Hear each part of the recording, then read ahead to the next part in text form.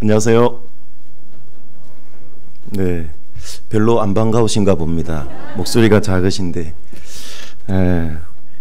요즘처럼 외부 설교 가서 이렇게 대접받는 게 잘 없을 것 같습니다. 너무 오랜만에 이제 다른 전도인의 얼굴들을 서로 형제자매들이 보시는 것 같은데요.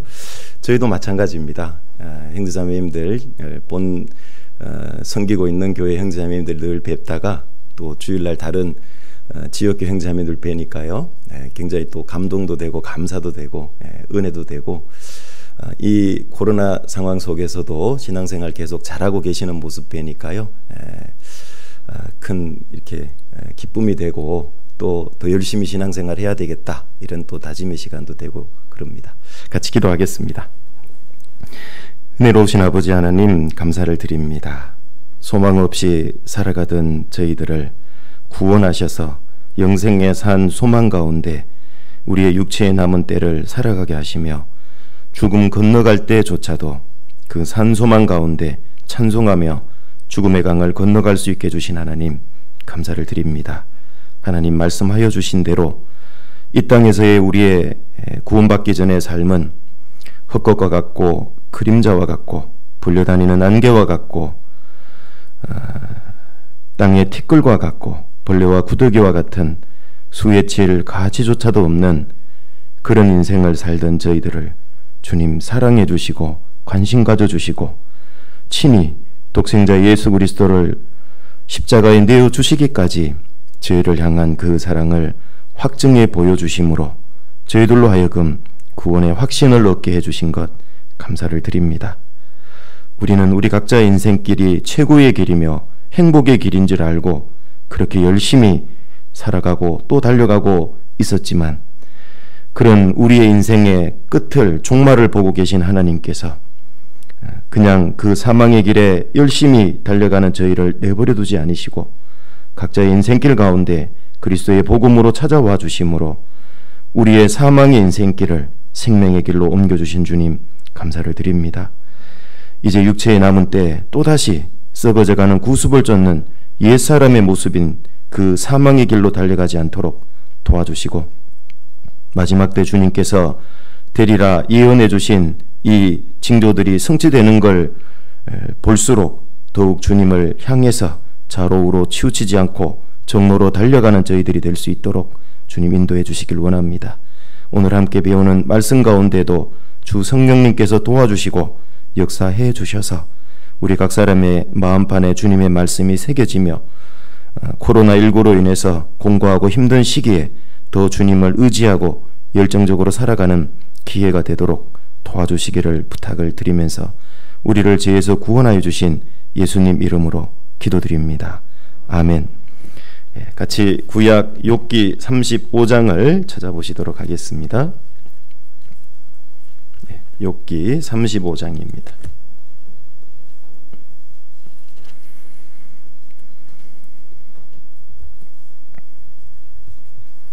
욥기 35장 10절부터 11절입니다. 욥기 35장 10절부터 11절, 제가 읽도록 하겠습니다.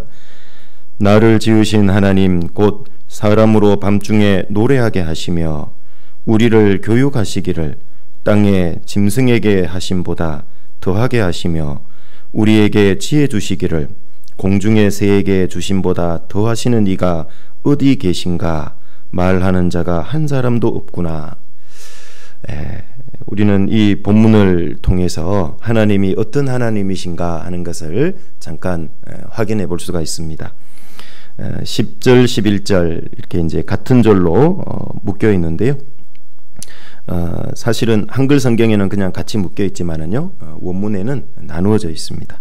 그 노래하게 하시며 하고 우리를 그 사이가 구분되어 있습니다.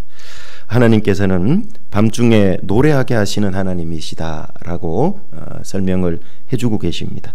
이 세상의 어떤 짐승보다도 사람에게 하나님은 더 많은 지혜 주시기를 하나님은 원하고 계시고 또 주신다는 걸 알 수가 있습니다. 그런데 그 지혜는, 인생의 지혜는 그냥 얻어지지 않고 밤중에 앞에 노래하게 하신다라는 말씀을 통해 알 수도 있지만은 고난의 밤을 통해서 사람은 지혜로워지고 하나님의 지혜를 깨달을 수 있다라는 걸 설명해 주고 있습니다. 그래서 오늘 주제를 밤중에 노래하게 하시는 하나님이라는 주제로 같이 한번 말씀을 생각해 보려고 합니다. 성경에서 보통 이 밤이 주는 그 어둠이라고 하는 그 의미는 이미지 자체가 좀 부정적인 이미지가 강하죠.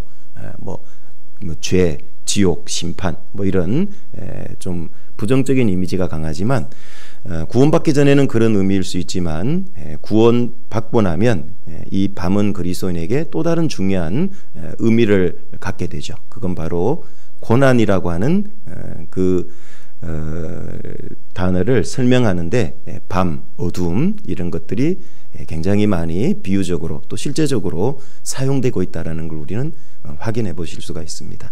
그래서 성경에 보면 이 밤이라고 하는 히브리어 단어가 라일인데요. 구약에 무려 240번이나 이렇게 사용되고 있고, 또 어둠이라고 하는 히브리어 호셰크라고 하는 단어는 80번 이렇게 사용되고 있는데요.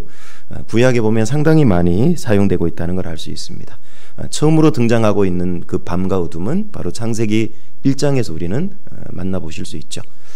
하나님은 이 낮과 이 어두움을 이 밤과 낮으로 이렇게 구별하고 나누셨다, 이런 말씀을 우리는 만나보실 수가 있습니다.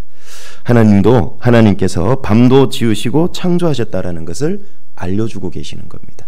그 밤이 우리에게 아주 유익하고 필요하기 때문에 만들어 주신 겁니다. 이유 없이 만든 것이 아니라는 걸 알 수가 있습니다. 그래서 구원받은 그리스도인의 인생의 절반을 사실은 밤으로 만들어 놓으셨다는 거 아실 겁니다. 낮도 반이고 밤도 반입니다. 하루 24시간을 나눠 본다면 낮밤이 반반으로 구성되어 있다는 거 알 수 있습니다. 그래서 이 밤이 주로 고난에 많이 비유되어 있는데, 이 고난의 밤에 잊지 말아야 될 것들을 성경에 보면 밤을 통해서 여러 가지로 설명을 해주고 계시는데요. 고난의 밤을 통과할 때 우리가 기억해야 될 게 몇 가지가 있다라고 성경은 말씀해 주십니다.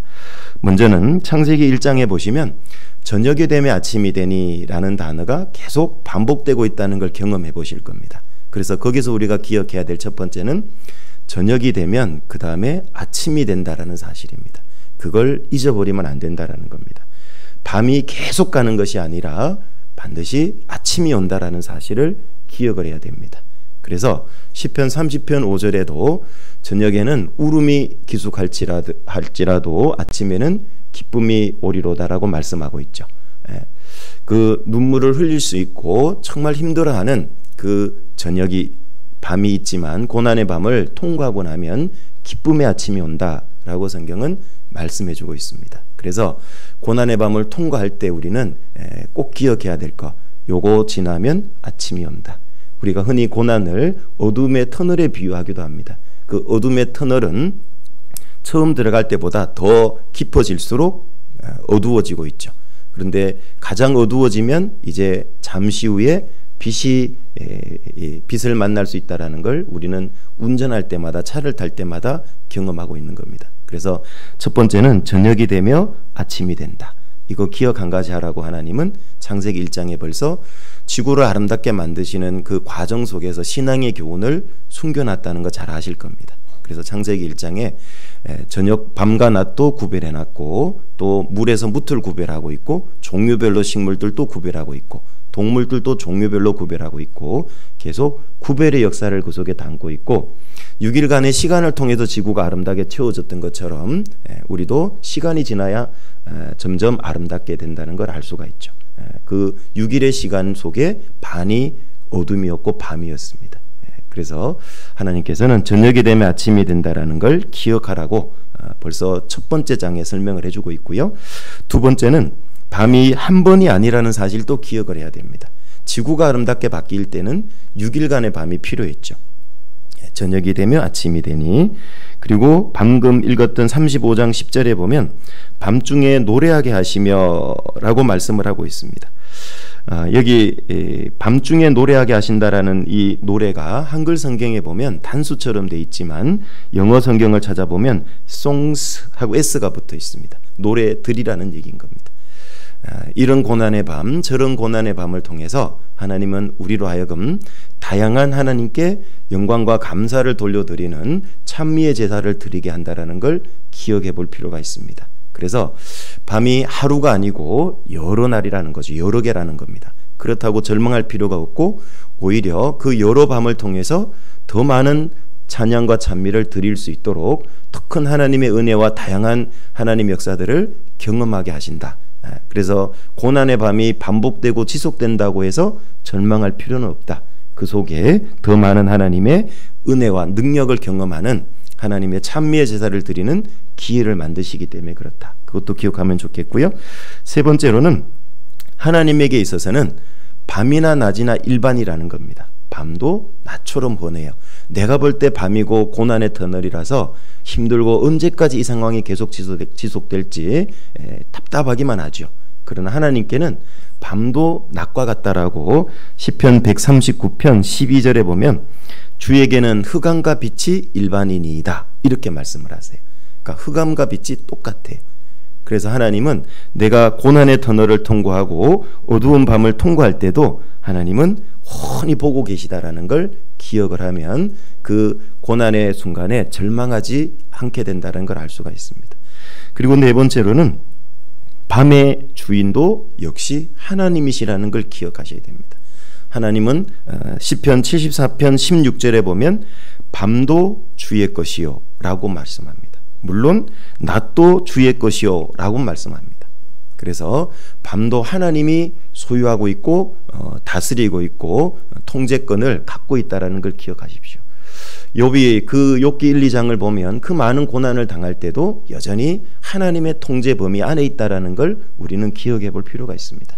코로나19가 지속되고 있기 때문에 이것도 일종의 큰 고난일 수 있습니다. 신앙생활 하는데 제약 요소죠. 이거로 인해서 전도하는데 많은 고난과 어려움이 있을 수 있습니다.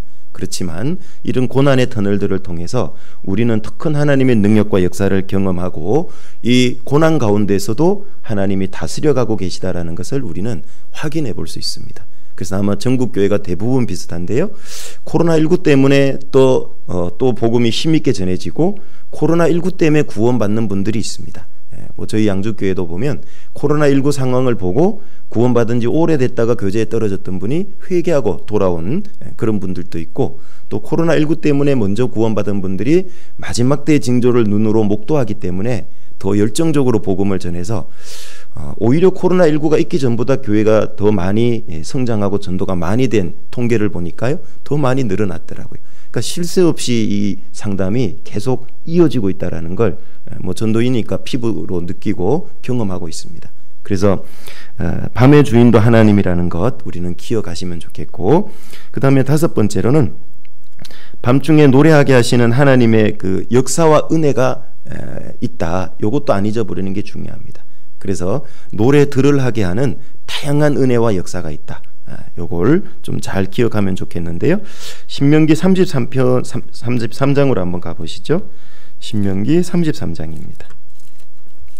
밤중에 주시는 다양한 은혜들이 구체적으로 어떤 것이 있을까? 33장 13절 14절 요셉에 대한 예언의 말씀에서 우리는 확인해 볼 수 있습니다. 신명기 33장 13절 14절입니다. 요셉에 대하여는 일렀으되 원컨대 그 땅이 여호와께 복을 받아 하늘의 보물인 이슬과 땅 아래 저장한 물과 태양이 결실케 하는 보물과 태음이 자라게 하는 보물과, 자, 이 13절 14절에 보니까 밤이 주는 유익이 무엇인지를 잘 나타내주고 있는데요. 13절에 보면 하늘의 보물인 이슬과 이렇게 나오죠. 이슬은 낮에 내리는 것이 아니라 밤에 내린다는 걸 잘 알고 계실 겁니다. 밤을 이 식물들이 통과하지 않으면, 이슬을 맞지 않으면 제대로 성장할 수 없다라는 거예요. 특히 이스라엘 땅에 있는 식물들은 그렇습니다. 잘 아시는 대로 이스라엘은 이른 비와 늦은 비가 농사를 짓는데 절대적으로 필요합니다. 이스라엘은 그들이 먹어야 될 식물이요, 크게 두 종류로 나눌 수 있는데요. 첫 번째는 곡물류가 있습니다. 보리나 밀 이런 것들이 있고, 두 번째는 과일류가 있어요. 뭐 무화과, 뭐 포도나무, 뭐 이런 것들이 있습니다. 자, 그런데 이 식물들 크게 나눠 보면 두 가지인데요. 농사 짓는데 수확 시기가 완전히 달라요. 그래서 하나님께서 비를 적당하게 내리지 않으면 이 농사 짓기가 굉장히 까다로운 것이 사실은 이스라엘 땅입니다. 그래서 믿음 생활 잘하면 하나님이 이른 비와 늦은 비를 적당하게 잘 내려 주신다라는 거죠. 그러니까 비 걱정하지 말고 신앙생활 잘하면 비는 누가 조절해서 내리시냐면 하나님이 조절해서 내리신대요. 그래서 잘 아시는 이른 비는 10월, 11월경에 내립니다. 지중해성 기후이기 때문에 그때 보리나 밀을 파종하게 되죠. 그때 이른 비가 내리지 않으면 이 씨를 뿌려도 싹이 나지 않습니다. 1년 농사가 망칠 수 있는 거죠. 그래서 이른 비가 필요하고요. 늦은 비는 그 이듬해 4, 5월경에 내리는 게 늦은 비입니다. 그 보리나 밀의 추수시기죠. 반면에 그때부터 이제 포도, 무화과 막 과일들이 무럭무럭 자라가야 되는 시기입니다. 그리고 이제 8월, 7, 8월이 되면 과일류가 익어가는 거죠. 그래서 4, 5월경에 늦은 비가 내리면 건기에 접어듭니다. 그래서 과일들이 훨씬 당도가 높아지는 거죠. 그래서 그 이른 비와 늦은 비를 적당하게 잘 내리지 않으면 곡물류하고 과일류의 이 수확 농사 짓는데 죄송합니다. 굉장히 어려움이 있는 것이 이스라엘입니다. 그런데 하나님이 그걸 적당하게 내려요. 그런데 우기 때는 이 비를 통해서도 필요한 이 물을 공급해 주시지만 건기가 되면 비가 잘 내리지 않습니다. 그럼 어떻게 이 농사를 짓냐? 그래서 이슬이 필요한 겁니다. 그래서 성경에는 항상 우로는 비와 이슬은 하나님의 은혜를 상징하고 있습니다. 그래서 적당한 우로를 내려야지만 농사를 지을 수 있는 것입니다. 그래서 밤에 내리는 것이 이슬인데요. 이슬은 성경에서 하나님의 은혜를 상징하고 있다는 거 잘 아실 겁니다. 비도 그렇습니다. 그래서 시편 133편도 아마 잘 암송하고 있을 겁니다. 형제가 연합하여 동거하며 어찌 그리 선하고 아름다운고, 그 머리에 있는 보배로운 기름이 수염 곧 아론의 수염이 흘러서 그 옷깃까지 내린 같고, 홀몬의 이슬이 시온의 산들에 내린 같다 그랬잖아요. 거기서 이제 물론 기름은 성령을 나타내고요. 아론이라는 제사장은 예수님을 예표하고 있죠. 기름이 어디서부터 출발했는지 참 교훈이 되죠. 머리에 있는 기름이 흘러내립니다. 옷깃에서 내리고 수염에 흘러내립니다. 성령을 나타내는데요. 성령의 출발점, 오시는 근거가 뭔지를 구약에는 교회라는 단어가 한 번도 나오지 않지만 교회를 가장 잘 설명하고 있는 것이 시편 133편입니다. 예수님께서 요한복음 16장에 보면 내가 가야 성령 그 보혜사가 온다라고 말씀하죠. 그러니까 성령이 이 세상에 오시고 구원받은 사람 속에 오시고 교회 속에 오시는 근거가 뭐냐면 예수님이 십자가에 죽으시고 부활 승천입니다. 하나님 보좌 우편을 차지하고 그 다음에 성령이 오시는 겁니다. 성령이 오시는 근거가 바로 예수님의 죽으심, 부활, 승천이 근거가 되는 겁니다. 그래서 머리에 있는, 예수님은 교회의 머리시잖아요. 그 예수님으로 말미암아 성령이 온다라는 걸 시편 133편은 너무 정확히 표현하고 있는 겁니다. 성령이 흘러내리는데 어디로 흘러내립니까? 아래쪽으로 수염. 수염은 지체 중에 가장 적은 지체잖아요. 있어도 그만 없어도 그만인 것처럼 별 영향이 없는 너무 사소해 보이는 지체잖아요. 그 수염까지도 흘러내리고요.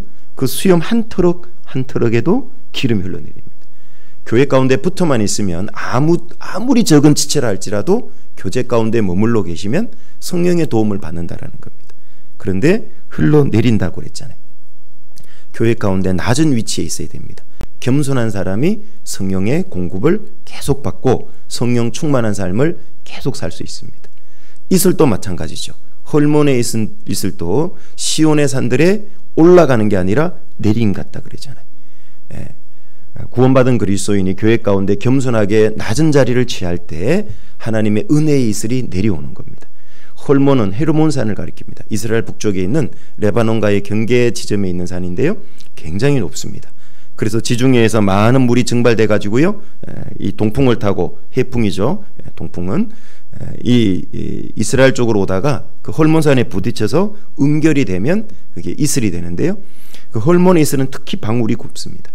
그래서 성지순례를 가보면 이스라엘 북쪽에서 상부 요단강의 발원지가 중요한 몇 곳이 있는데요. 뭐 가데스 바네아나 이런 것들, 바네아스 뭐 폭포 이런 데들이 도대체 그 바위 언덕 밑에서 물이 어떻게 솟아나느냐 참 궁금하거든요. 그 헐몬산에서 이슬이 스며들어서 그렇게 솟아나온다고 보통 얘기를 해줍니다. 하나님의 은혜를 가리키죠.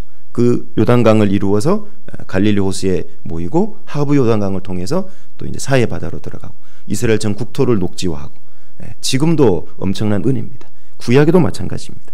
그래서 이슬은 하나님의 은혜를 잘 나타내고 있습니다. 이 이슬을 맞아야지만 어떻게 됩니까? 자랍니다. 식물들이 부쩍부쩍 잘 자랍니다. 특히 건기에는 이슬이 반드시 필요합니다. 그래서 여기 하늘의 보물인 이슬, 그리고 또 밤에는 또 무엇이 있죠? 14절에 보면 태음이 자라게 하는 보물, 달빛이 보물인 겁니다. 자라게 합니다. 태양빛은 결실케 하지만 자라게 하는 건 달빛인 겁니다. 들깨 농사를 지어보신 분은 잘 아는데요. 전라북도 이 금산 쪽에 가면은요, 충북 금산이네요. 죄송합니다. 제가 전라북도 장수에 있는데 거기 대전사 가려면 늘 금산 그쪽을 통과해야 되는데요. 그쪽 추부라고 하는 면이 있는데 거기 들깨 잎이 굉장히 유명합니다. 거기 하우스 단지에 보면 밤에 항상 불이 켜져 있어요.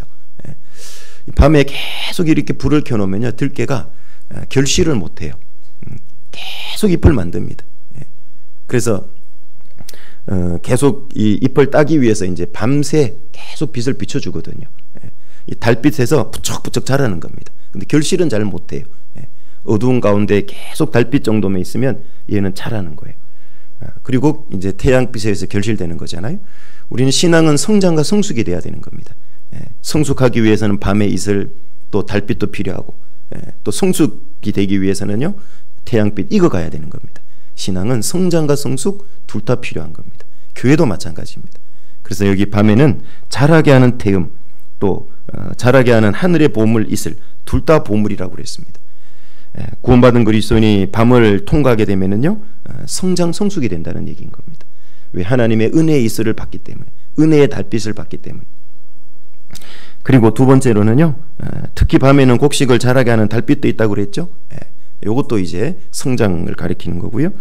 세 번째, 이 밤은 시편 104편 20절부터 24절을 보면은요, 그때는 사람도 밤에 자요. 그런데 짐승은 밤에 먹을 걸 찾아서 부르짖고 다닌다고 그래요. 밤은 사람에게는 휴식 시간입니다. 쉬는 시간이죠. 그때 무슨 일이 일어납니까? 성장이에요. 한참 크는 아이들, 사춘기 아이들 보시면 어떻습니까? 밤에 성장 호르몬이 나온다 그러죠. 그때 부쩍부쩍 크는 겁니다. 우리 몸도 하나님이 그렇게 만들어 놓으셨습니다. 그런데 밤에 또 야행성 동물은 열심히 나가서 먹을 걸 먹고 사냥한다고 나오죠. 먹어야 생명 유지가 되는 겁니다. 하나님은 짐승에게도 밤을 먹거리를 얻는 시간으로 주셨고, 사람에게는 성장 성숙하는 시간입니다. 그 성장하는 밤에 자야 될 시간에 돌아다니다 보면 위험한 거예요. 그래서 기가 막히게 말씀을 그렇게 해놓은 것 같아요. 자, 그래서 여기 하나님께서는 이 물리적인 밤에 어떤 일이 일어나는가를 성경에 쭉 설명해 주시면서 실물 교훈으로 주신 겁니다. 구원받은 그리스도인도 밤을, 고난의 밤을 잘 통과하면 하나님의 은혜의 이슬을 경험하고, 성장케 하는 달빛도 경험하고, 또 쉬게 하는 하나님의 휴식도 경험하면서 하나님이 이런 것들을 통해 우리를 성장시켜 간다라는 걸 실물 교훈으로 주셨다는 걸 알 수가 있습니다. 실제로 성경적으로 찾아봐도 많은 믿음의 사람들이 고난의 밤을 통과하고 있다는 걸 우리는 확인해 볼 수 있습니다. 출애굽한 이스라엘 민족에게 너 기억나는 밤이 무엇이 있었냐라고 물어보면 어떤 밤이 기억난다고 얘기할까요? 아까 밤들이라 그랬잖아요. 노래들이 결국 밤이 여러 개가 있다는 뜻인데, 출애굽한 이스라엘 민족에게 물어보면 잊지 못할 밤이 2개 정도는 최소한 있을 것 같아요. 첫 번째 밤은 뭘까요? 바로 열재앙에서 자기들의 장자들이 살아남는 그 놀라운 밤. 반면에 애굽의 장자들, 초태생들은 다 죽었죠. 하나님의 백성을 놓아줄 수밖에 없는 마지막 10번째 재앙, 그 밤이라고 나오거든요.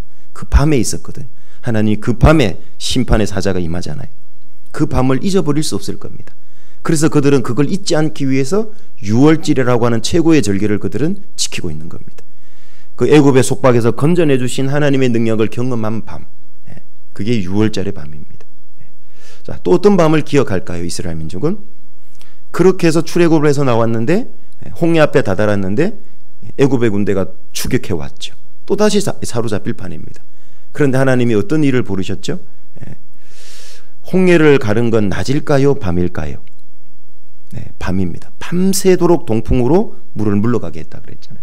아마 그 밤도 잊기가 어려울 겁니다. 그러나 그들은 홍해 앞에서 원망과 불평을 쏟아냈죠. 조금만 기다리면 어떻게 됐습니까? 홍해가 갈라지는 것을. 이제 밤이 새고 나면 홍해가 쫙 갈라지는 걸 볼 건데 밤이 새도록 홍해를 갈랐으니까 그들은 두 번의 밤을 적어도 기억한다고 얘기할 겁니다. 그 고난의 밤을 통해서 이스라엘 민족은, 출애굽한 이스라엘 민족은 하나님의 역사를 경험하고 내가 조금만 입을 늦게 열 걸, 조금만 늦게 원망할 걸, 그거 배웠을 겁니다. 근데 그렇게 배워놓고도 광야 생활하서 또 수시로 원망하잖아요. 야곱에게 있어서 기억나는 밤, 잊지 못하는 밤은 어떤 밤일까요? 그리스도인의 모습을 어떻게 보면 가장 잘 정확히 대변하는 사람이 누굴까? 야곱인 것 같아요. 야곱이었다 이스라엘 이름이 바뀌잖아요.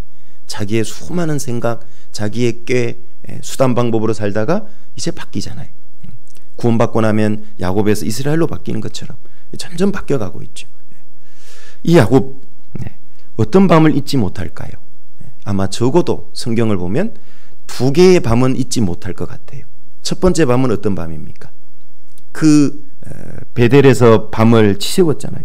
창세기 28장에 보면은 자기 형 에서를 속이고 장자의 축복을 받고 형이 자기를 죽이려고 할 때 어머니가 자기 친정으로 도피를 시켰죠. 그 한 번도 집을 떠난 적이 없던 야곱이잖아요.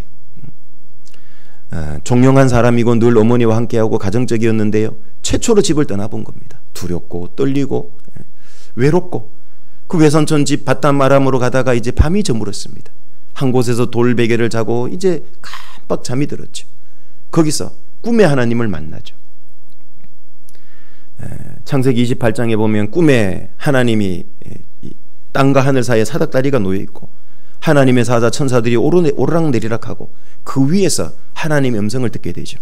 하나님이 나타난 겁니다.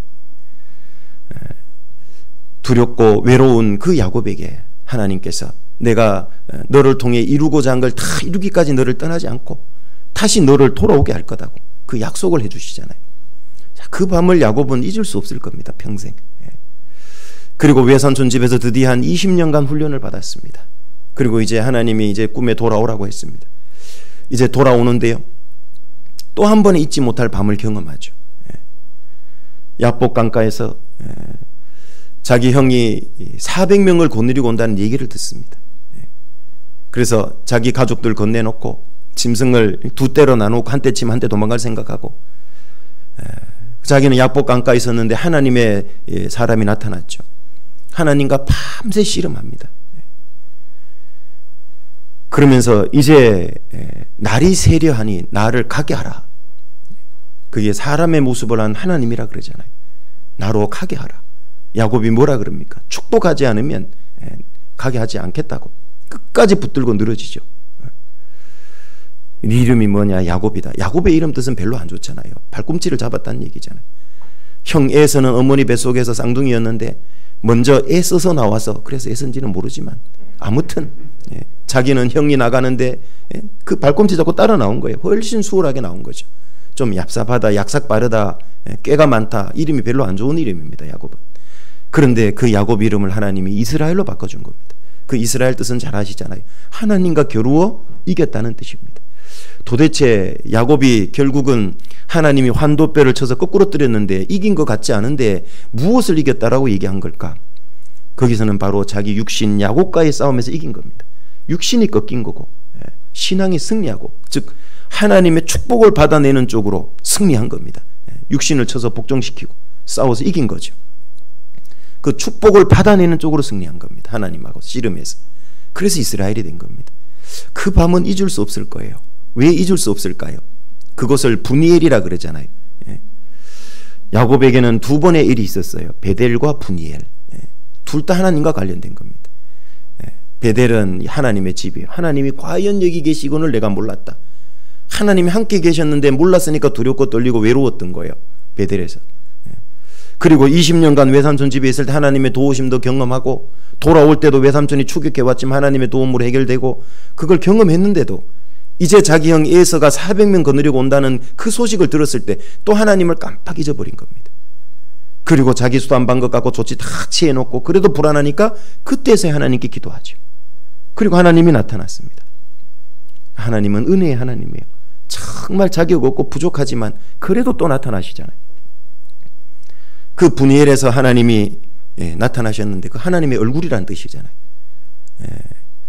왜 창세기 28장은 베델이고 하나님의 집이라 그랬고 창세기 32장에서는 왜 분이엘 하나님의 얼굴이라고 표현할까요? 차이가 있습니다. 창세기 28장에서는 형 에서를 피해서 위험 요소로부터 멀어지고 있는 상황이거든요. 그러니까 멀어질수록 형이 자기를 죽이려고 하는 위험은 점점 감소하죠. 남아있는 위험이라고 해봐야 처음 가는 길이고 외로운 길. 짐승들이 주변에서 아웅 하고 이리가 늑대가 승냥이가 울 수도 있는 거고 그런 정도의 위험입니다. 그 정도의 고난과 어려움을 겪고 있을 때는 하나님이 어디 나타났냐 하면 현실 속이 아니고 꿈에 나타났잖아요. 꿈에. 그리고 자기 가까이 있는 게 아니고 저 사닥다리 위 하늘에 계셨잖아요. 그런데 이제는 상황이 달라요. 분이엘에서는 지금 형에서 400명이 멀어지는 게 아니라 지금 자기를 향해서 자기에게 다가오고 있잖아요. 얼마나 두렵고 떨렸을까요? 떠날 때는 형에서 한 명이지만 지금은요 형이 400명 거느리고 온다는 얘기를 들었잖아요. 얼마나 두려울까요? 자기가 20년간 일궈왔던 자기의 그 전재산, 가족들 일순간에 다 잃어버릴 수도 있는 거고 자기 생명도 잃어버릴 수 있잖아요. 왜? 나올 때 에서의 얼굴이 저 마음 밑바닥에 늘 잠재되어 있거든요. 트라우마처럼 자기를 죽이려고 한 살기등등한 형의 모습이 남아있거든요. 그러니까 너무너무 두렵고 떨렸어요. 더 큰 고난이 찾아오니까 하나님이 꿈속에 계신 하나님이 이제는 현실 속으로 온 겁니다. 하늘에 있던 하나님이 이제는 야곱 허리춤을 붙들고 계시잖아요. 요동되지 않도록 하나님만 의지하도록 이제는 성장 성숙시키고 있잖아요. 그게 두 번의 사건의 큰 차이점인 겁니다. 우리에게 주는 교훈이 뭡니까? 우리가 더 큰 고난과 어려움을 경험할 때 하나님은 어떻게 하신다는 겁니까? 더 가까이 와주신다는 겁니다. 더 큰 도움으로 함께 해주신다는 겁니다. 물론 내가 원하는 내가 바라는 방향과 어떤 방법 그런 도움은 아닐 수 있습니다. 환도뼈가 꺾이는 건 아픈 거죠. 야곱이. 그럼에도 불구하고 그게 꺾여야 이제 이스라엘로 살 수가 있는 겁니다. 놀라운 표현이 나오죠. 그 창세기 32장 읽어보면은 환도뼈가 딱 꺾이고 나서 드디어 야곱이 걸어가는데 꺾였으니까 이스라엘이 이제 됐는데 절었다고 나와요. 놀라운 표현입니다. 야곱일 때는 항상 하나님 앞서서 달려갔거든요. 지 생각이 빨라가지고.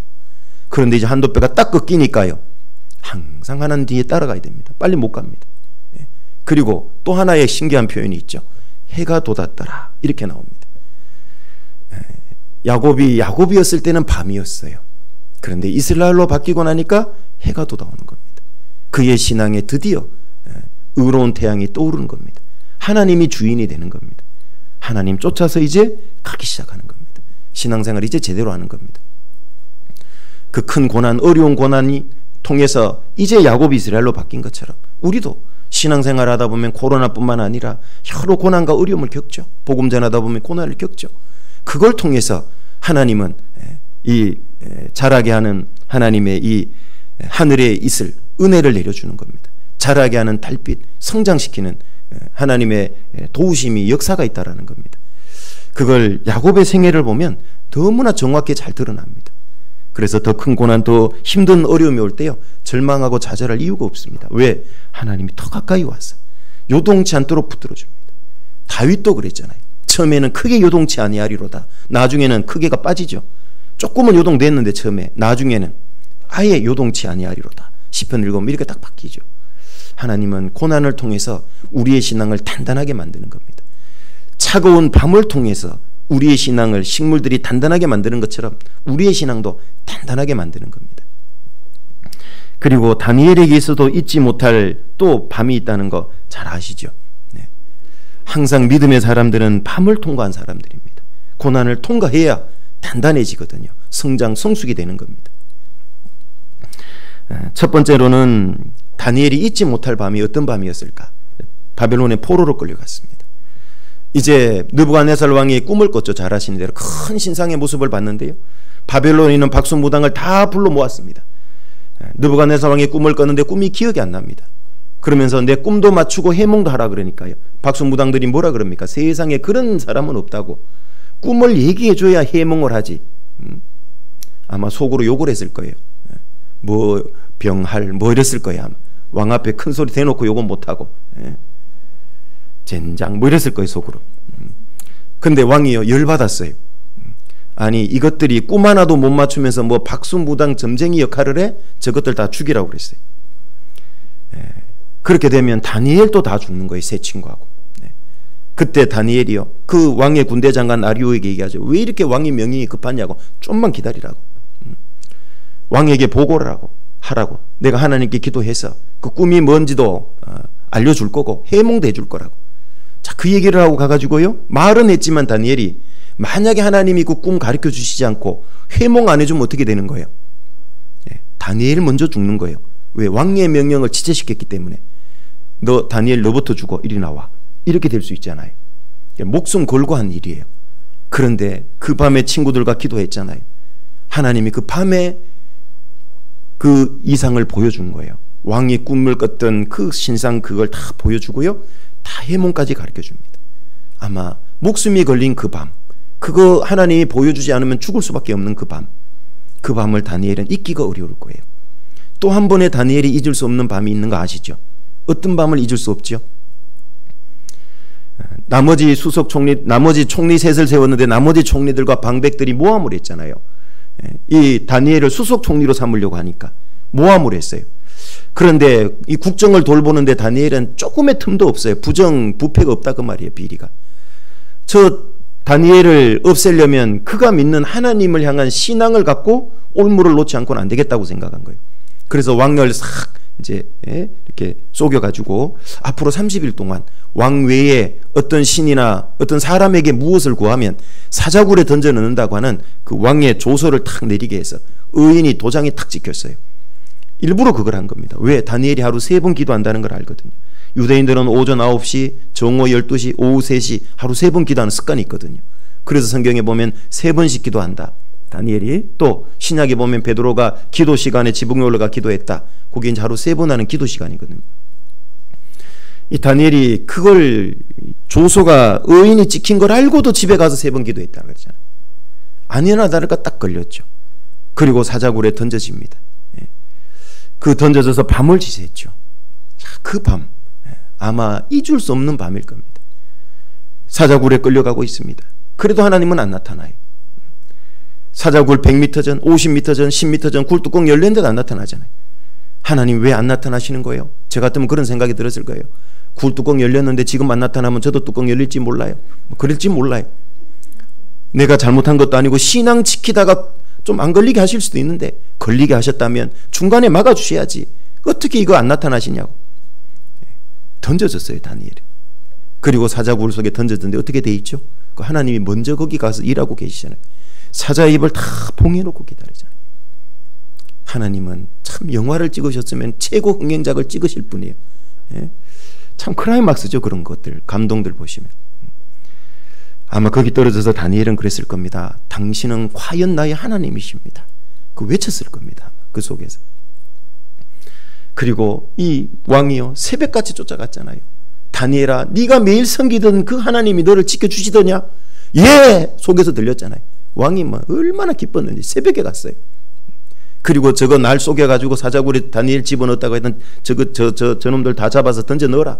그 발이 땅에 부딪히기도 전에 뼈가 으스뜨려서 사자가 그냥 잡아 먹었다고 나오잖아요. 그 밤은 다니엘에게 있어서 참 잊기 어려운 밤일 겁니다. 그렇죠? 하나님은 왜 중간에 스톱 안 시키고 안 나타났을까? 중간에 스톱시키면 다니엘이 받을 영광이 없어요. 최고의 다니엘이 영광 크게 받을 그 시점에 하나님이 개입하는 겁니다. 왜 하나님이 아브라함에게 이삭 바치라고 해놓고 그 3일 동안 안 나타나냐고요. 마지막 칼을 들어서 내리치려고 할 때 아브라함아 나타나냐고. 하나님이 이삭 바칠 거 몰랐을까요? 아시죠. 아시는데 왜 그걸 바치라 그랬을까요? 저는 옛날에 그게 참 이해가 안 됐거든요. 그런데 나중에 말씀 배우면서 알게 됐어요. 중간에 스톱시키면 아브라함이 받을 영광이었기 때문에 그래요. 마지막 정말 내리치려는 그 순간에 딱 스톱시킬 때 아브라함을 가장 영광스럽게 할 수 있거든요. 그게 하나님이 하시는 일하는 방법입니다. 우리에게도 마찬가지입니다. 고난 하나님 이쯤에서 좀 스톱시켜야죠. 아무리 노래 덜 하게 하는 거 좋지만 고난의 밤 좀 지나치다고 생각지 않으세요 하나님? 이 정도에서 좀 스톱시켜야 되는 거 아니에요 하나님? 하나님 아니야. 조금 더 너 견딜 수 있어. 내가 도울 거니까. 그래야지만 네가 최고로 영광스럽게 돼. 하나님과 나의 시간대가 다르잖아요. 그걸 보고 기다려야 되는 겁니다. 네. 이놈의 밤이 왜 빨리 안 가냐고 짜증내고 성질낸다고 밤이 갑니까 저절로? 금방 낮이 됩니까? 아니에요. 밤은 정해진 시간이 지나야 낮이 되는 겁니다. 우리가 고난의 밤 통과할 때요, 하나님이 정한 그 시나리오가 있다고. 시간이 그걸 잘 견뎌내면요 정말 아침에는 기쁨이 오는 그 아침빛을 보는 겁니다. 그래서 이 다니엘도 잊을 수 없는 이 두 번의 밤이 있었다는 걸 우리는 알 수 있고요. 또 신약으로 와서 예수님의 제자들도요 잊어버리기 어려운 밤이 있었을 겁니다. 첫 번째 밤은 별로 안 좋은 밤이에요. 인생을 지울 수 있는 지우개가 있다면 확 지워버리고 싶은 밤일 겁니다. 첫 번째 밤은 뭔 밤일까요? 주님 잡혀갈 때 다 도망갔어요 제자들이. 그 밤 잊을 수가 없어요. 사도 베드로는 자기가 죽는 일 외에 주님 안 떠날 거라 그래 놓고는 뭐라 그래요? 보기 좋게 떠났고요. 계집종이 말하는데 너도 같은 패다 당이다 그러니까요.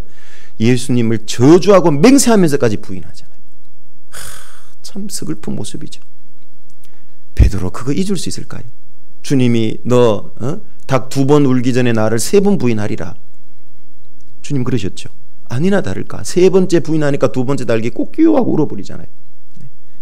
잊을 수 없을 겁니다. 그 이후에도 닭 울음소리 새벽에 들릴 때마다 무슨 생각 들까요? 자기가 주님을 저주하고 맹세하면서 부인했던 걸 잊어버릴 수 없을 겁니다. 하나님 왜 그렇게 하셨을까요?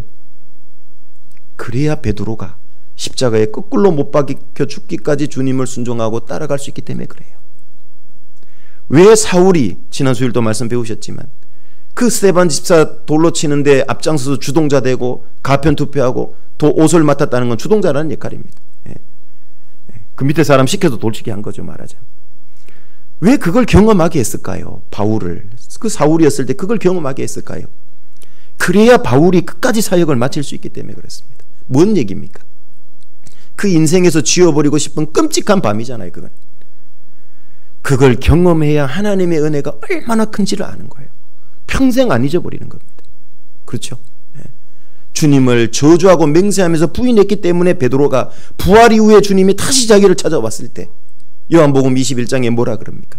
베드로야 네가 다른 사람보다 나를 더 사랑하냐? 3번 물을 때 이제는 내가 주를 사랑하는지 주께서 아시나이다.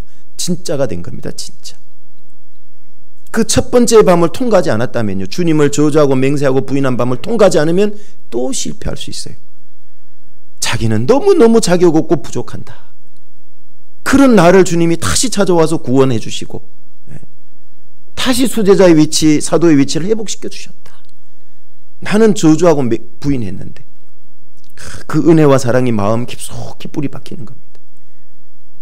바울도 그래요. 그 스데반 집사를 돌로 쳐 죽이는 건데 주동하니까 어때요? 나는 원래 핍박자고 포행자였다. 그런 자를 나를 구원하셨다. 바울은 죽을 때까지 잊지 못한 게 뭐예요? 죄인 중에 내가 괴수였다. 그거 은혜 때문에요. 그걸 통과했기 때문에 바울은 끝까지 순교할 때까지 그 은혜와 사랑에 사로잡혀서 마칠 수 있었던 겁니다.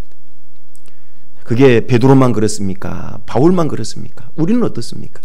우리도 구원받기 전에 뺀질뺀질하고 구원받을 기회도 많았는데 튕기기도 하고 버티기도 하고 하나님을 대적하기도 하고, 그래도 그런 나를 끝까지 붙들어서 구원받게 하고, 시작할 때 기도 때 말씀드렸지만 우리는 수의 질 가치 줄 수도 없던 인생, 헛것과 같고 그림자 같고 안개 같고 바람과 같고 벌레와 구더기 같고 티끌과 같고 그런 아무 가치 없는데 그래도 내 잘난 맛에 뻔뻔하게 고개 쳐들고 하나님 앞에 교만한 인생을 살은 나를 그래도 하나님은 나를 구원하시잖아요.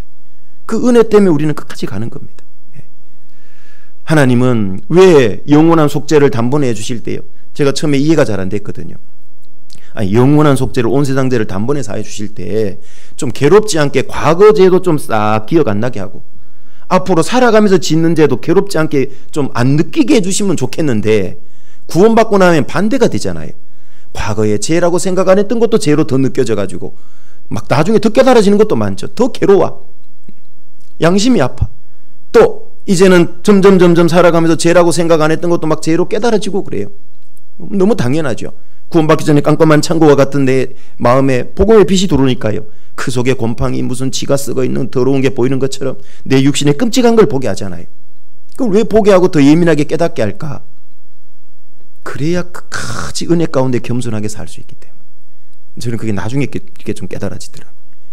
만약에요, 과거의 죄도 구원받을 때 싹 지워버리고 기억 안 나게 하고 살아가면서도 죄도 안 느껴지면요, 그 사람 잠시는 이 감정의 고통, 괴로움은 없어서 좋을지 몰라도요, 좀만 지나면 신앙 망치는 겁니다. 교만이 하늘을 찌를 거예요. 지가 잘나서 구원받은지 알 거예요.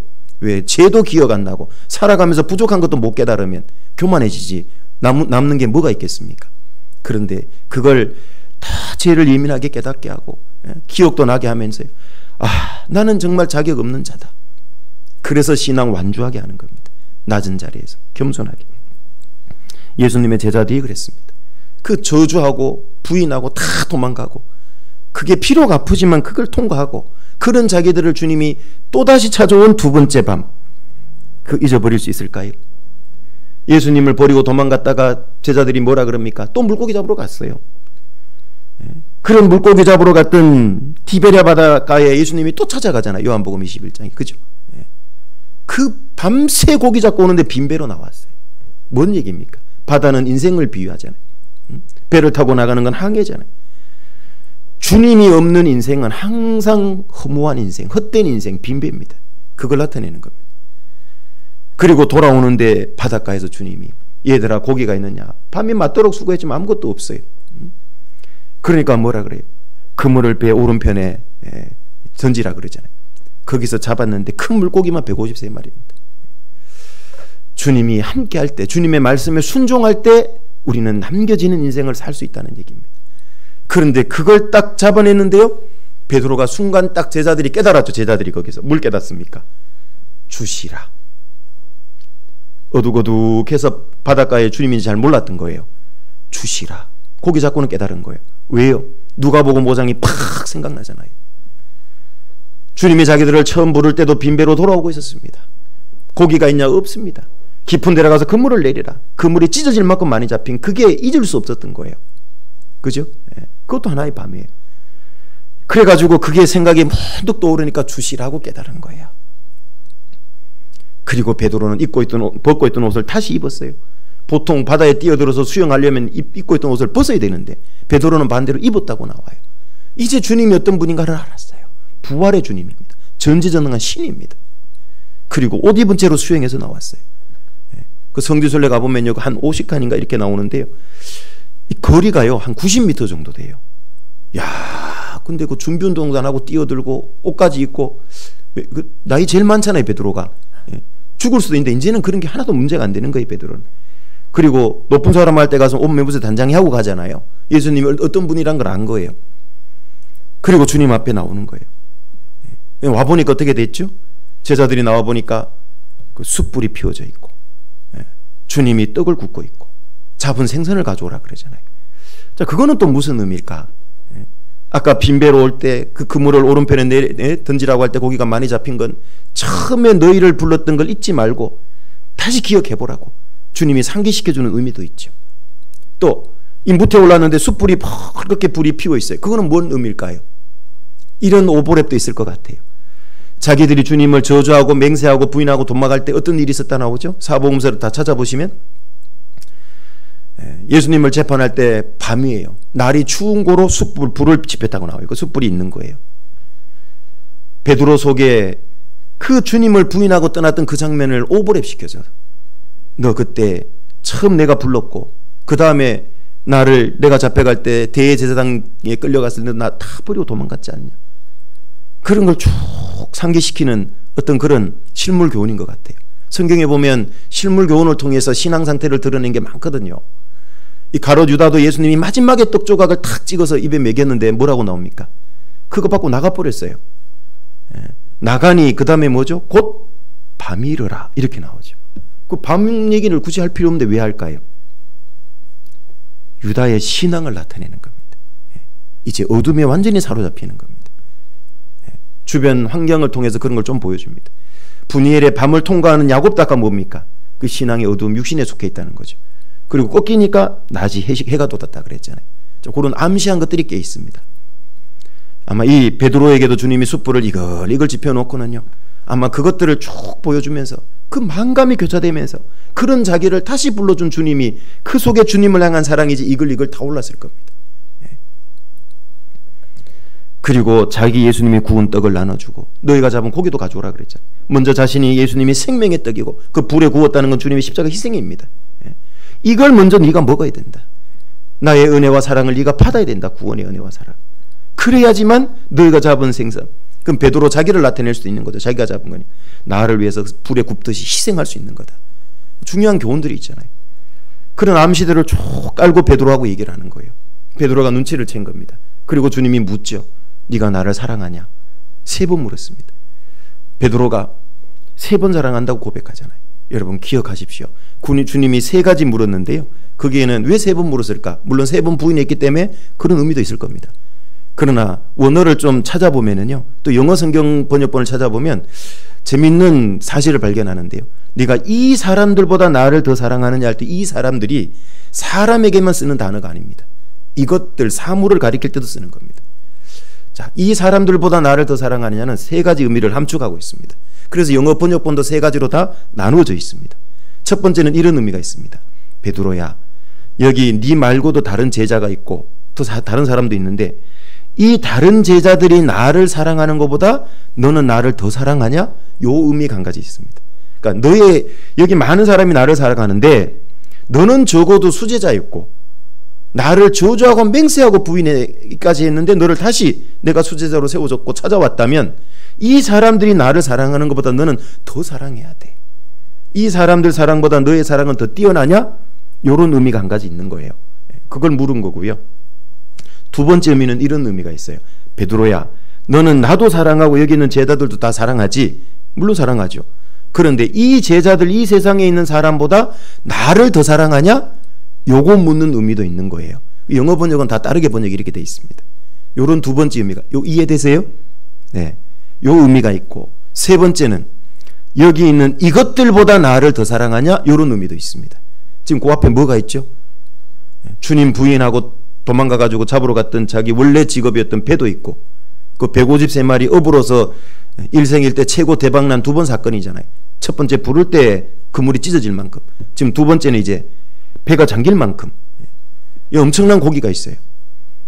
이거 네 업으로서의 일, 이 물고기, 네 재산, 세상의 물질, 세상에 속한 것, 이것보다도 나를 더 사랑하냐?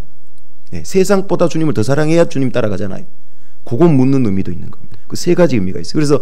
그래서 어쩌면 3번 물었을 수도 있어요. 이제 베드로는 진짜 주님만 사랑하잖아요. 진짜 주님만. 그죠? 우리에게도 똑같이 묻습니다. 너 큰 죄인인 너를 구원했는데 너 날 가장 사랑해야 되는 거 아니냐? 이 세상에 사랑하는 사람 많지만 그 중에서 나를 가장 사랑해야 되는 거 아니냐? 이 세상에 사랑할 만한 것들 많지만 그것보다도 나를 더 사랑해야 되느냐고 주님은 우리에게 통일하게 묻고 계세요. 그 사람이 주님을 위해서 제대로 살아요. 고난의 밤도 제대로 통과해요. 그리고 주님을 사랑한다는 3번의 다짐을 듣고 주님은 베드로에게 3가지 부탁하죠. 뭐 부탁했죠? 갑자기 여쭤봐서 대답을 못 하시는 거죠. 뭐 하라고 그랬죠? 뭐죠? 첫 번째? 내 어린 양을 먹이라. 첫 번째죠. 두 번째는요. 내 양을 치라 아니죠? 양치기 할 때 그 양을 잘 돌봐주라는 얘기죠. 3번째는요. 내 양을 먹이라. 의미가 조금씩 다른 건 아시죠? 네. 그러면 이 세 가지 부탁이자 명령인 이 세 가지에서 제일 중요한 단어 한번 말씀해 보세요. 내 어린 양 먹이라, 내 양을 치라, 내 양을 먹이라. 이 세 가지인데 순서인데 제일 중요한 단어 한번 말씀해 보세요. 지금 상황 파악이 안 되시나 본데 저는 여쭤보고 있고 대답하실 상황이에요. 네. 제일 중요한 단어가 뭘까요? 뭐죠? 양. 또요. 먹이라. 또요. 네. 이제 정답이 나왔어요. 이제 내입니다. 내. 내가 제일 중요합니다. 그게 많은 분들이 놓쳐요. 그 내가 영어에는 my 이렇게 나와요. 누구를 가르쳐? 예수님 자신. 나의 어린 양을 먹이라 이 뜻이에요. 내 어린 양 먹이라는 거. 나의 양을 치라. 내 양을 먹이라. 제일 중요한 게 주님입니다. 주님. 자, 그 다음 중요한 게 뭘까요? 예, 그 양들이죠. 양들. 그 양이죠. 그 다음 중요한 건요. 예, 먹이고 치는 일입니다. 이걸 구별을 못하면 신앙생활 맨날 헛다리 짚습니다. 이거 구별 못하고 교회 임원 봉사하면 맨날 문제 일으키는 겁니다. 이거 죽을 때까지 잊어버리면 안 돼요. 왜? 이게 오죽 중요했으면 주님을 3번 사랑한다고 수제자 베드로에게 확인하고 부탁했을까요? 주님을 따르는 제자라면 이거 반드시 정리가 돼야 됩니다. 우선순위가. 제일 중요한 게 주님입니다. 주님의 뜻에 맞아야 돼요. 두 번째, 양들이 기뻐하고 은혜와 주님의 사랑을 더 느끼고 경험할 수 있냐? 이게 두 번째. 제일 밑에가 먹이고 치는 일입니다. 이게 왜 중요하냐면요.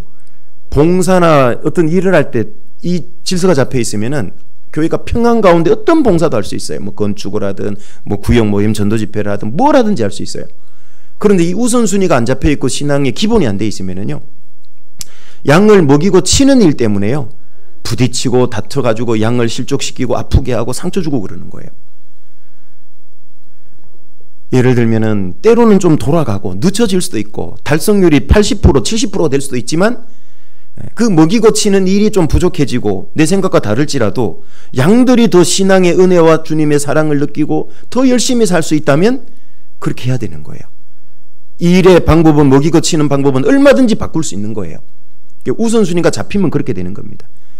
이게 안 잡혀 있으면은 뭐 맨날 예화 많이 들으시잖아요. 자매님들이 제일 싫어하는 예화라 그러는데 간장파, 소금파 뭐 그런 거 없는데 왜 자꾸 얘기하세요? 네. 없는 것 같아도 마음에 자꾸 생기거든요. 간장으로 맡아야 돼, 소금으로 맡아야 돼. 신혼부부가 그래서 다퉈가지고 하도 심하게 싸워가지고 갔대잖아요.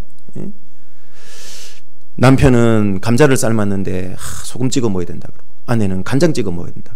판사가 한참 고민하더니 우리 집에는 설탕 찍어 먹는데. 네. 다 다른 거예요. 일하는 방법은 다를 수 있는 거예요. 그건 별로 중요한 게 아니에요. 어떻게 하면 더 양들이 기쁘고 평안과 은혜와 사랑을 느끼고 더 열심히 주님을 위해서 살까?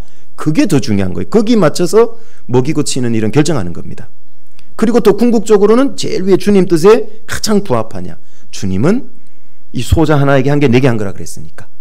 그러니까 양들을 특히 어린 양이 제일 먼저니까 잘 돌아보고 챙기는 게 포인트가 돼야 돼요. 그러면 그건 주님이 기뻐하는 일이라 그랬으니까. 이 우선순위가 잡혀야 되는 겁니다. 그래서 베드로에게 이 3가지를 부탁한 겁니다. 양을 특히 어린 양 첫 번째, 두 번째는 잘 돌아보고 또 먹이는 일 부지런히 하라고. 우리는 거기서 주님의 양이라는 걸 안 잊어버려야 됩니다. 이게 지금은 별로 실감이 안 나는데요.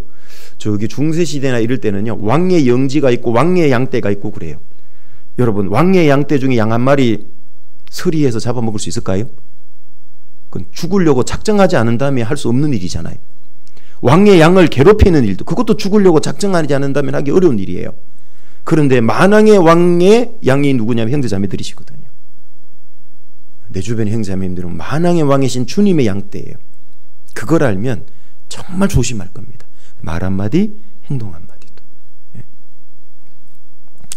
코로나 때 자주 못 만나지만 더 열심히 돌아봐 드릴 거예요. 맞죠?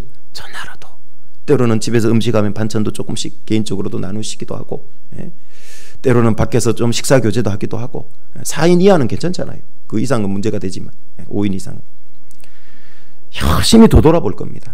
평소 때는 코로나 전에는 우리가 전체적으로 모여서 구역 모임, 저 모임 이런 교제를 공식적인 모임 많은 숫자로 모였지만 코로나 때는 어떻게 하는 게 더 좋죠? 그때 그간에 못 해왔던 개인적인 깊이 있는 교제가 가능하잖아요. 소수 모이니까. 더 교제의 깊이를 깊게 할 수 있는 게 요즘이라고 저는 생각을 합니다. 무슨 카톡 무슨 지금 우리 인스타그램 페이스북 많이 하죠. 전 세계와 소통합니다.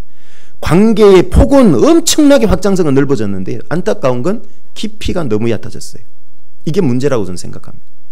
넓게도 넓게 했지만 성경에는 뿌리도 넓게 내리지만 깊게도 박으라 그랬잖아요. 하나님과의 교제도 깊어야 되고 형제자매와의 교제가 깊게 내릴 수 있는 때가 요즘이라고 저는 생각합니다. 개인적으로 깊이 있는 교제를 많이 하십시오. 형제자매들 잘 붙들어 드릴 수도 있잖아요. 왜? 모임이 공식적으로 모이는 모임이 많이 줄었기 때문에 그 시간을 어디 쓸 겁니까? 더 깊이 있는 교제를 나누는데 많이 쓰시면 좋습니다. 신방 꼭 10몇 명씩 가야 됩니까?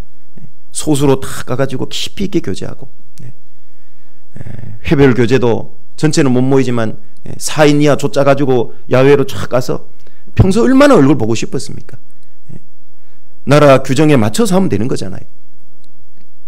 그래서 저희는 양주교회는 봉사에는 어머니가요 지금 지난달 이달 해가지고요 4명씩 조 짜가지고요 회별 야외 교제를 다 나갔는데 거의 좀 죄송합니다 좋아 죽을라 그러시더라고. 이 교제 못했던 걸 막 실컷 하고 오세요. 그래서 주로 어머니는 어제 토요일 오후에 갔다 오고 봉사에는 지난달에 주일날 오후에 나가가지고요 나가가지고 미션 수행하면 이렇게 더 수행 지원금도 더 드리고 인당 10,000원씩 회비해서 또 지원도 하고 본인들이 찬조도 해가지고 밥도 먹고 차도 먹고 또 이렇게 유원지 이런데 무슨 수목원 이런데 가서 막 운동도 같이 다니고 막 교제를 막 하루에 한 5-6시간 진하게 하고 왔다 그러더라고. 표정이 달라졌어요. 표정이 돌아오시는데 교회당에서 돌아오시는 거 보니까 막 차 타고 이제 조별로 돌아오는데 막 생글생글 생동감이 넘치시더라고. 봉사 형제님들도 얼마나 좋아하시는지 막 어떤 팀은 가서 막 물고기 족대가지고 막 고기 잡아가지고 매운탕 끓여 먹은 분도 있고 별분이 다 있더라고. 밤에 늦게 오는 팀도 있고요. 다 섞어가지고 그냥 평소 교제 못하던 분끼리 더 섞어가지고 법 테두리 안에서 하면 되는 거거든요. 우리가 잘못하면 너무 위축돼가지고 신앙까지 손해보면 안 되는 겁니다. 테두리 안에서 법 테두리 안에서 잘하면 되는 겁니다. 방역수칙 잘 지키고. 그래서 여기 예수님의 우리 제자들처럼요 이 고난의 밤 우리가 통과하고 있는데요 이런 것들이 의미가 없는 게 아니라 이걸 통해서 더 우리는 주님을 배우고 신앙이 자라가고 성숙할 수 있다는 걸 우리는 기억해야 됩니다. 사도 바울도 잊지 못할 2번의 밤이 있죠. 적어도 여러 밤이 고난의 밤이 있었지만 직접적으로 2번의 밤을 사도 바울은 통과했는데 첫 번째는 사울이었다가 구원받은 그리스도인 잡으러 다메섹으로 가다가 밝은 빛 가운데 주님 만나죠. 그리고 눈이 소경이 돼서 어두워졌습니다. 그래서 사도행전 9장이나 22장에 보면 이 사건을 잘 말씀하고 있잖아요. 그런데 이 아나니아인데 집에 가가지고 거기 가가지고 어두운 밤을 며칠을 보냅니다. 낮인데도 깜깜하죠. 눈이 안 보이니까 얼마나 답답하겠어요. 영적 소경이 된 거고 물리적으로도 소경이 된 겁니다. 자, 이 밤은 바울이 있기가 어려울 겁니다. 자, 그걸 통과했기 때문에 드디어 주님을 온전히 이제 경험을 하고 만나고 사울이 바울이 될 수 있었던 겁니다. 자, 바울의 인생 역전, 신앙 역전을 시킨 이 밤을 바울은 잊을 수가 없을 겁니다. 그리고 두 번째 또 이 바울은 2차 전도 여행 때 사도행전 16장에 보면 잘 나오죠. 빌립보에서 전도를 하는데 그 귀신 들린 저 많은 여종에게 귀신을 쫓아냈잖아요. 그랬더니만 그 주인들이 이 귀신이 나가버려서 이게 종이 점물해도 전개가 안 나오는 거예요. 자기들의 사업이 망한 거죠. 말하자면 점사업을 한 건데. 그래서 사도 바울 일행을 빌립보 감옥에 잡아 가둬 버렸잖아요. 야, 드디어 빌립보에서는 전도가 끝나는가 보다. 왜? 깊은 감옥에 갇혀서 발이 착고에 채워진 상태로 그렇게 있었잖아요. 그런데 하나님은 거기에 전도의 문을 준비하고 있었잖아요. 바울과 실라가 밤중에 찬미하니까요. 어떤 일이 벌었습니까? 지진이 일어났고 옥문이 열렸고 막 놀라운 역사가 나타났죠. 그 뭘 나타냅니까? 하나님의 능력이 나타나니까요. 문이 몇 가지 열렸대잖아요. 첫 번째는 옥문이 열렸어요. 맞죠? 사도 바울에게는 전도의 문이 열렸어요. 거기서. 하나님은 빌립보의 전도의 문을 거기에 예비하고 계셨던 거예요. 세 번째는 빌립보 감옥 간수와 가족들의 마음 문이 열려서 구원받았잖아요. 하나님은 열었다면 그렇게 그냥 세트로 여는 분이시잖아요. 사람의 능력하고는 다르잖아요. 우리도 복음 전하다 보면 바울처럼 이는 고난의 밤을 통과할 때 많잖아요. 발이 착고에 채워졌고 깊은 감옥에 갇혔다고 해가지고 아이고 내 신세야 괜히 복음 전하다가 이게 뭐냐 나는 망했다 그러고 있을 필요 없습니다. 그 깊은 감옥에서도 하나님은 밤도 낮과 일반이라 그랬잖아요. 밤의 주인이 하나님이라 그랬잖아요. 그걸 안 잊어버리면요 얼마든지 인생 역전, 신앙 역전 시킬 수 있는 분이 누굽니까? 하나님이시잖아요. 코로나19가 어떤 사람에게는 육신의 기에 핑계거리 됩니다. 내가 뭐 교제 안 나가고 싶어 안 나가나? 코로나19 때문에 그렇지 나는 기저질환자야. 어떤 기저질환자는 열심히 나오는데 어떤 기저질환자는요 계속 이렇게 핑계를 자꾸 삼아요. 물론 아주 진짜 안 좋은 분은 조심해야 되겠죠. 그런데 그렇게 위험 정도의 기저질환자가 아닌데도 그걸 핑계로 육신의 기회를 삼는다면 양심이 아는 거죠. 그걸 핑계로 교제 모임 숫자 줄었다고 요즘 무슨 뭐 차박 유행하는 뭐 캠핑 이참에 한번 제가 우리 그 사업하는 형제님들 들었는데요. 요즘 무슨 조명 가게가 불티난대요. 막 이 집안에서요. 집에만 있다 보니까 쳐다보는 게 천정 조명 무슨 뭐 도배 인테리어 막 뭐 보복 소비라 그러나요? 밖에 가서 돈 못 쓰니까 막 그 공사들이 막 계속 있대요. 그런 것들로 이제 집안에 또 답답하니까 이제 밖으로 멀리 이제 막 다니고 이런 캠핑 이런 게 또 굉장히 또 활발하대요. 시간 많다고 그리스도인이 물론 좀 리프레시도 필요하죠. 재충전 힐링도 필요하죠. 그런데 그게 주가 되고 있다면 하나님 앞에 죄일 겁니다. 이 마지막 때 그걸 육신의 기회로 삼으면 안 되고요. 어떤 분은 이 코로나19를 통해서요 자기 신앙을 더 하나님 앞에 반짝반짝 빛나게 하는 그런 기회로 삼는 분도 있습니다. 더 열심히 형제자매들 요새 평소에 교제 못했던 형제자매들 교제 좀 많이 해야지 깊이 해야지 식사라도 한번 해야지 이 남는 시간이 남는 게 아니라 더 효과적으로 평소 하고 싶은 신앙적인 유익한 교제를 나누는 데 쓰는 분들도 많다 그 말이죠. 우리는 그걸 위해서 시간을 지혜롭게 써야 되는 겁니다. 세월을 아끼라 때가 악하니라. 구원받은 그리스도인이 세월을 아껴야 되는 이유는 이제 때가 단축하여진 거로 주님 오실 때가 가깝기도 하고 또요 이 세상에서 가장 비싼 시간을 쓰는 사람들이 누굽니까? 그리스도인입니다. 그리스도인. 우리는 주님의 생명의 피값이 발린 시간을 쓰는 사람들이 그리스도인이 사용하는 시간이에요. 그래서 낭비가 되면 안 되는 겁니다. 주님의 생명의 피값이 낭비되기 때문에 그랬습니다. 가장 효과적인 데 써야 되는 겁니다. 그래서 가장 중요한 데 써야 돼요. 영원한 생명을 살리는 방법을 아는 사람이 그리스도인이잖아요. 그런데 거기에 시간을 투자하지 않고 초점을 맞추지 않는다면 육신의 기회를 삼는다면 하나님 앞에 가면 부끄럽게 될 겁니다. 캠핑을 가도 어떻게 해야 될까요? 구원받지 않은 분 데려가서 캠핑 가세요. 차라리 거기서 고기 구워가지고 그냥 시컷 먹이고 다음에 월요일날 1교구 집회 있지 않냐고 같이 들어보자고 양세일 목사님 말씀 우리 잘 하신다고 본 목사님 한번 들어보자고 막 해가지고요 고기 진탕 먹이고 막 코에서 고기 내가 나도록 진짜 거부 못할 정도로 그렇게 해가지고 착 나오게 하고 이 시간을 이렇게 좀 캠핑을 가도 그런 데 좀 쓰고 차라리 전도하기 위해서 멋있잖아요. 주님 볼 때 내가 새 차를 바꿨다 왜 바꿨냐 혼자 재미있게 폼 내고 타고 다니려고 유치한 겁니다. 그리스도인이 내가 전도할 분들 잘 모시고 다니고 그분을 위해서 이걸 써야지. 그래서 지금 작지만 조금 더 늘려보자 차를. 그런 선한 목적을 갖는다면 주님 볼 때도 아름다울 겁니다. 한겨울에 물론 걸어 다녀도 좋고 오토바이 태워 다녀도 됐지만 기왕이면 경차라도 태워 다니고 기왕이면 조금 더 편안한 차 내 능력에 맞다면 그게 전도하는 데 유익하겠죠. 그게 지혜로운 겁니다. 가난한 자의 지혜가 멸시를 받는다 그랬잖아요. 구원받은 그리스도인이 돈을 욕심을 내서도 안 되지만 일부러 가난할 필요도 없는 겁니다. 주님이 주시는 대로 우리는 잘 사용하면 되는 겁니다. 거기 물질이 주인 되면 안 되고 대신에 항상 수단이 돼야 되죠. 수단이. 성경에 보면 이 고난을 주로 어디에 많이 비유하냐면 골짜기에 비유하고 있다는 거 아시죠? 성경에 골짜기들이 여러 개 나오는데요. 왜 골짜기를 고난에 비유하고 있냐면 골짜기는 어둠이 가장 오래 머무는 것이기 때문에 그렇습니다. 깊은 골짜기는 해도 늦게 들고 빨리 져요. 상대적으로 어둠이 굉장히 긴 곳이 골짜기입니다. 이스라엘은 특히 그렇죠. 강원도 첩자 산중 골짜기에 무슨 펜션이라 수련회 가보시면 아시죠. 해가 늦게 뜹니다. 그리고 빨리 져버립니다. 어둠이 오래 머무는 곳입니다. 성경에 잘 아시는 골짜기, 대표적인 골짜기 3개가 나오는데요. 호세아서 2장 잠깐 한번 찾아보겠습니다. 다니엘서 뒤에 호세아서가 있습니다. 호세아 2장 14절 15절입니다.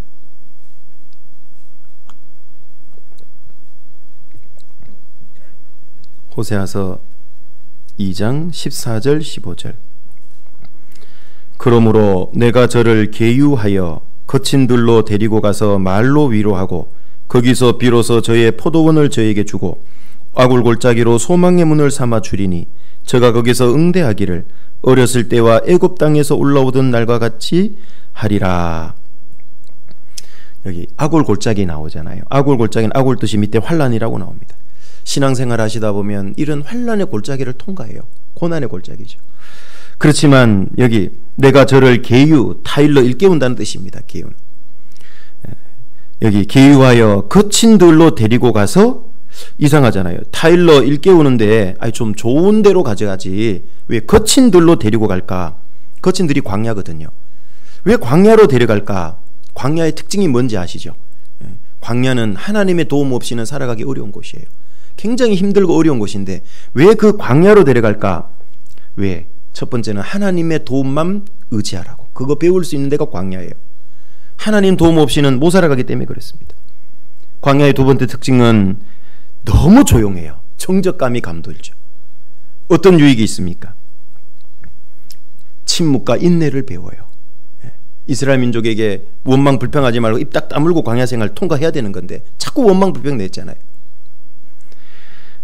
광야는 환경의 변화가 없어요. 항상 거의 그대로 있습니다. 뭔 얘기입니까? 주변에 요란스럽게 많이 바뀌면 주의가 산만되죠. 하나님께 집중할 수가 없어요. 그러니까 광야는 주의가 거의 똑같은 게 있기 때문에 하나님께 집중할 수 있는 곳이에요. 그래서 신앙생활 하다가 광야를 통과하게 될 때 하나님만 바라볼 수밖에 없잖아요. 광야는 대적과 정갈과 불뱀이 있잖아요. 항상 아말렉이 쫓아왔고 정갈도 있고 불뱀도 있고 깨어있게 하는 곳입니다. 정신 바짝 들게 하는 곳이에요. 그래서 이런 광야는 결국은 우리의 신앙의 최고의 훈련소입니다. 그래서 거기로 데려가야지만 그 사람의 신앙이 변화되고 바뀌어요. 여기서 호세아는 직접적으로는 북이스라엘에게 하신 말씀이기도 하지만 교훈을 얻는다면 남유다도 마찬가지입니다. 이 거친 들이 어딜까요? 북이스라엘은 아시리아에게 정복돼서 유수돼서 끌려갔고 남유다는 바벨론에 유수돼서 끌려갔죠. 70년간. 구원받은 그리스도인도 마찬가지입니다. 많은 고난과 어려움을 당합니다. 그게 바로 거친 들입니다. 광야와 같은 상황. 그런데 거기에 가면 뭐가 있냐면요, 말로 위로하고 그랬잖아요. 위로의 말씀이 있어요. 하나님의 위로의 말씀은 어디서 경험하냐? 광야, 고난입니다. 거친 들입니다. 그 아골 골짜기가 바로 광야 거친 들을 가리키는데요. 거기에 가야지만 위로의 말씀을 경험합니다. 아무 어려 없으면 위로의 말씀은 아무것도 경험이 안 되는 거예요. 고진감래라는 말도 그냥 있는 게 아니잖아요. 세상 사람도 아는 진리잖아요. 말로 위로하고 거기서 비로소 저의 포도원을 저에게 주고, 하나님께 받을 축복을 포도원으로 여기 비유하고 있는데 자기들의 분깃입니다. 천국 가서 우리가 받을 영원한 상급, 우리의 분깃. 그런데 그게 어디에 있냐? 광야에 있대요. 광야에. 하나님이 주시는 축복은요, 광야에 있는 겁니다. 그친들 하나님을 온전히 신뢰하고 의지하고 하나님께만 집중하고 바라보고 의지하는 그 상황 속에 우리를 집어넣는 겁니다. 그럴 때 하나님만 우리는 의지해요. 제대로 배웁니다. 그때 하나님이 주신 축복을 경험하고 우리의 영광과 상급이 있는 거예요. 그리고 또 한 가지, 아골 골짜기로 무엇을 삼아준다 그랬죠? 소망의 문을 삼아준다 그랬잖아요. 아골 골짜기에 가보면요, 꽉꽉 막힌 상황. 그런데 거기에 하나님이 소망의 문을 열어주는 걸 경험해요. 그게 위로입니다. 하나님의 은혜를 경험하죠. 저가 거기서 응대하기를 어렸을 때와 애굽 땅에서 올라오던 날과 같이 하리라. 이스라엘 하나님이 선택한 초기에 애굽에서 나올 때 얼마나 자기는 승리의 계가를 불렀잖아요. 바로를 애굽을 꺾어버렸으니까. 그것처럼 그렇게 승리의 기쁨의 노래를 부를 거라는 거예요. 어디를 통과할 때? 아골 골짜기를 통과할 때. 광야와 같은 아골 골짜기를 통과할 때. 이 고난입니다. 이거 통과할 때 거기에 조금만 인내하고 기다리시면요, 하나님이 소망의 문을 열어주시는 그 위로의 말씀을 경험하게 될 겁니다. 이걸 경험해야 다음 악을 골짜기는 쉽게 통과하는 거예요, 자꾸. 그런데 이거 나는 경험하기 싫다고 안 들어가면, 이거 통과 안 하면은요, 하나님의 위로의 말씀을 경험 못 합니다. 천국 가서 영광과 상급도 없습니다. 이 땅에서 주실 축복도 없습니다. 승리의 계가를 부를 수도 없는 겁니다. 그래서 우리는 악올 골짜기를 통과하게 된다. 이거 잘 기억하고 잊어버리지 않는 게 굉장히 중요합니다.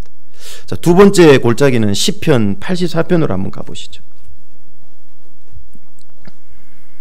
시편 84편입니다.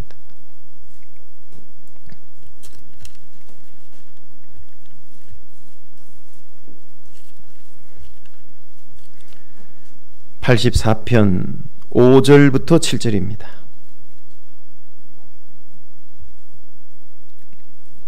제가 읽겠습니다. 주께 힘을 얻고 그 마음에 시온의 대로가 있는 자는 복이 있나이다. 저희는 눈물 골짜기로 통행할 때에 그곳으로 많은 샘의 곳이 되게 하며 이른 비도 은택을 입히나이다. 저희는 힘을 얻고 더 얻어 나아가 시온에서 하나님 앞에 각기 나타나리이다. 주께 힘을 얻고 그 마음에 시온의 대로가 있는 자는 누굽니까? 구원받은 사람입니다. 그런데 마음에는 시온의 대로가 뚫렸어요. 시온 하나님께로 가는 길이 뚫렸어요. 우리를 나가지 못하도록 가로막고 있던 죄의 담이, 장애물이 뚫렸거든요. 허물어졌거든요. 십자가를 통해서 대로가 놓였는데, 이 사람들이 실제 걸어가는 삶은 6절에 눈물 골짜기래요. 눈물이 쑥쑥 빠지는 골짜기를 통과할 수 있다는 얘기입니다. 자, 이 골짜기도 고난의 골짜기입니다. 이 눈물 골짜기 통행할 때 그곳으로 많은 샘의 곳이 되게 한다 그랬죠. 이 눈물 골짜기를 통행하는 사람이 그 사람 인생의 샘의 곳이 되게 하는, 물론 자기가 하는 것처럼 보이지만 하나님이 배후에서 그렇게 도와주시는 겁니다. 그 하나님의 은혜의 샘, 위로의 샘, 능력의 샘에서 그 생수를 마실 수 있게 되는 겁니다. 이 눈물 골짜기 통행하기 힘들다고 부담스럽다고 입구에서 주저주저하고 머뭇거리면 하나님의 이 샘을 경험 못하는 겁니다. 눈물 골짜기는 멀리서 보면 골짜기예요. 그 속에 샘이 안 보입니다. 들어가야 보이는 겁니다. 이스라엘 민족도 마찬가지입니다. 광야 생활할 때 보면 물이 없어 목말라 죽겠다. 그 마라에 가니까 쓴 물이 있잖아요. 멀리서는 물이 있는지 모르죠. 그 쓴 물을 단물로 바꾸는 것도 하나님의 능력이에요. 그 나뭇가지를 던져 넣으니까 바뀌었죠. 그 주님의 십자가 희생을 나타냅니다. 쓰디 쓴 고생뿐인 이 인생을 주님이 달게 바꿔줬잖아요. 또 구원받은 이후에도 고난이 있지만 그 주님과 함께함으로 그 고난이 달게 바뀌어지는 거거든요. 고진감래요. 이제 엘림에 갔을 때 종려 70주, 물샘 12, 멀리서는 안 보입니다. 가야 보이는 겁니다. 우리도 구원받고 나서 눈물 골짜기 통과합니다. 우리 지금 각각 남들이 모르는 눈물 골짜기들 다 통과할 겁니다. 악골 골짜기 다 통과하고 있잖아요. 뭐 그런 얘기예요. 100m 평안입니다. 형제자매들 이렇게 보면 다 평안하고 나만 힘든 것 같아요. 아니에요. 멀리서 100m 평안이라니까. 가까이 가서 보면 나름의 골짜기를 다 통과하고 있고 나름의 밤을 다 통과하고 있다니까요. 그게 나만 그렇지 않습니다. 왜? 그건 신앙생활의 선택 코스가 아니라 필수 코스이기 때문에 그래요. 하나님은 반드시 고난의 밤을 통과합니다. 밤을 통과하지 않고는 낮이 오지 않습니다. 반드시 하나님은 밤이라는 고난을 필연적으로 통과하게 합니다. 그리스도인의 전공 과목 선택 필수입니다. 피해갈 수가 없어요. 전공 필수입니다. 전공 필수. 그리고 여기 7절에 이른 비도 은택을 입히나이다 그러죠. 여기도 이른 비 나오잖아요. 하나님의 은혜를 나타내는 게 주로 우로라 그랬잖아요. 비와 있을. 자, 여기 이른 비도 은혜를 잘 나타내고 있습니다. 여기 은택을 입히다 그랬을 때 이 은택 할 때 히브리어로 베라카라는 뜻을 갖고 있는데요. 이 베라카는 은택, 은혜 뜻도 있지만 연못 이런 뜻도 가지고 있습니다. 그리고 입히다 히브리어로 아하타인데요. 입히다는 뜻도 있지만 채우다 뜻도 있습니다. 여기는 은혜로 입혀줍니다. 이렇게 번역됐지만 또 다른 번역으로 한다면 연못을 채웁니다. 이렇게 번역할 수도 있는 겁니다. 무슨 뜻입니까? 이제 이른 비가 왜 연못을 채운다 그랬을까요? 이른 비는 언제 내리는 거라고요? 10월, 11월경에 내려요. 뭔 얘기입니까? 그 전까지는 4, 5월부터 건기가 계속 지속되어 왔거든요. 그러니까 바짝 말라 있는 겁니다. 연못이. 샘도 있고 구덩이에 물이 있어야 그걸 마시는데 건기를 통과해 온 거예요. 4, 5월부터 지금 10월, 11월까지 왔기 때문에요. 거의 5, 6개월을 건기를 지난 거예요. 고난이죠. 고난. 그러니까 연못이 바짝 메말라 있는 겁니다. 그때 눈물 골짜기를 통행하는 사람은 어떻게 되냐? 때로는 정말 건기를 통과하는 고난과 같지만, 그래서 내가 바짝바짝 은혜가 다 해갖고 주님의 사랑이 정말 다 끝난 것 같고 나를 향한 사랑이 없는 것 같고 정말 바짝 마른 웅덩이 같지만, 그러나 그래도 그 눈물 골짜기 가다 보면 정확히 이른 비 내릴 때 하나님이 딱 내려주시는 거예요. 늦은 비 내릴 때 딱 내려주시는 거예요. 그래서 아까 곡물류와 과일류의 수확을 다 할 수 있도록 하나님의 섬세한 조율입니다. 하나님의 섭리는 좀 어려운 말이에요. 그 섭리의 가장 쉬운 표현이 조율, 이렇게 하면 쉽습니다.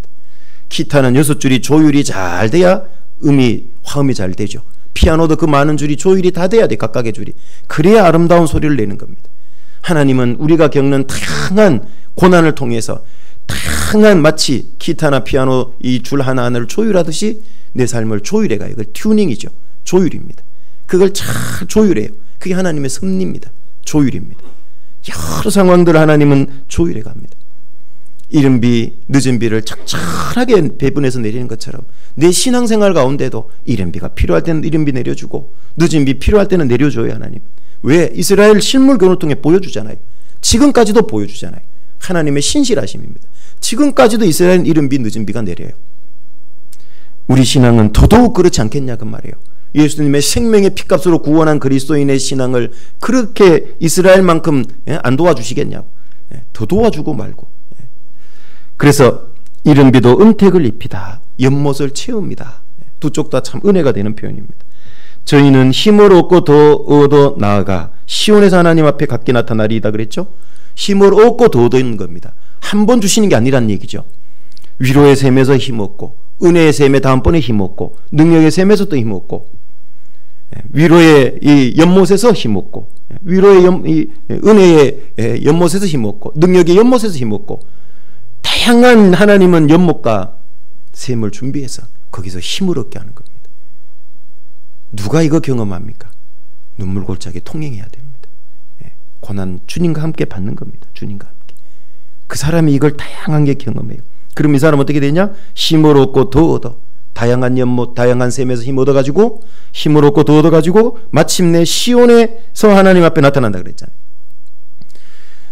예루살렘까지 이제 가는 걸 나타내는데요. 예루살렘은 잘 아시는 대로 고지대입니다. 예루살렘을 가기 위해서는 반드시 골짜기 통과해야 된다 그랬죠.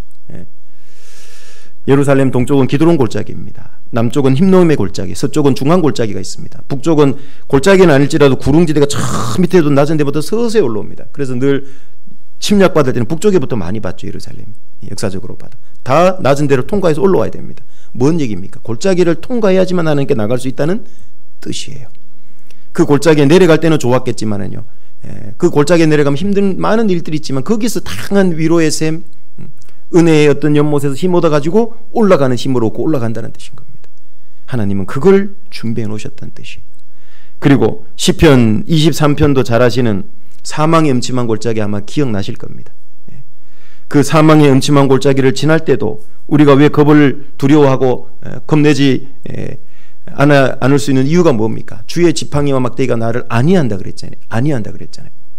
그런데 그거 나중에 성경을 좀 찾아보면 이렇게 이제 아시는데요.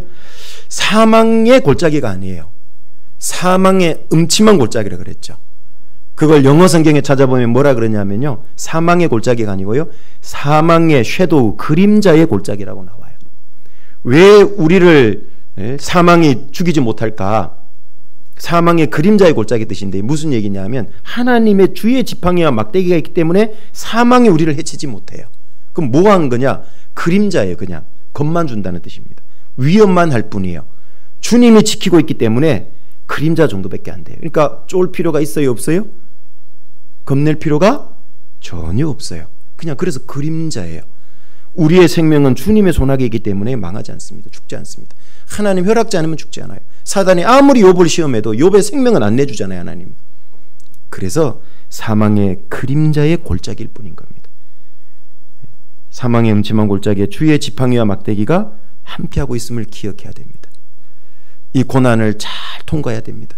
고난의 밤, 고난의 골짜기, 다 밤과 어두움과 관련이 있는데요, 이걸 잘 통과해내시면 하나님이 주시는 큰 축복이 있습니다. 그걸 통과할 때도 하나님이 준비하는 그 과정상에 하나님의 도우심, 위로, 은혜 이런 것들이 있지만 그걸 다 통과하고 나서도 어떻습니까? 하나님은 또 다른 영광을 준비해 놓고 있습니다. 그래서 구약에 죽으면 죽으리다 하면 누구 생각나죠? 에스더예요. 왜 그게 생각납니까? 에스더의 결단이기 때문에 그래요. 죽으면 죽으리다. 자기 백성을 건지기 위해서 그 페르시아의 국법을 어기고 나가는 거잖아요. 왕 앞에 나갈 때 왕비라 할지라도 허락 안 받고 나가면은요, 왕이 금지판에 안 내미면 잡아다 죽여버리는 겁니다.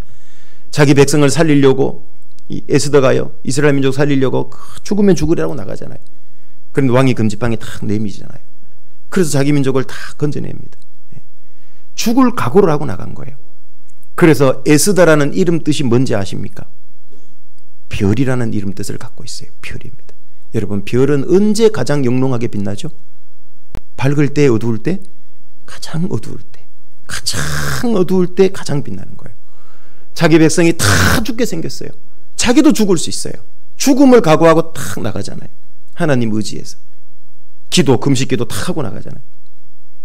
그게 죽으면 죽으리다. 그게 하나님 마음을 움직인 거예요. 그래서 그의 신앙은 별이 된 겁니다. 영원토록 궁창에 빛나는 별이 된 겁니다. 그 고난 가운데 하나님 의지해서 나가는 겁니다. 신약에서도 비슷한 이름을 가진 사람이 하나 있어요. 그 사도 바울의 보호자가 된 사람, 집사고 자매입니다. 누구죠? 베베. 베베의 이름 뜻이 빛나는 이런 이름 뜻을 갖고 있습니다.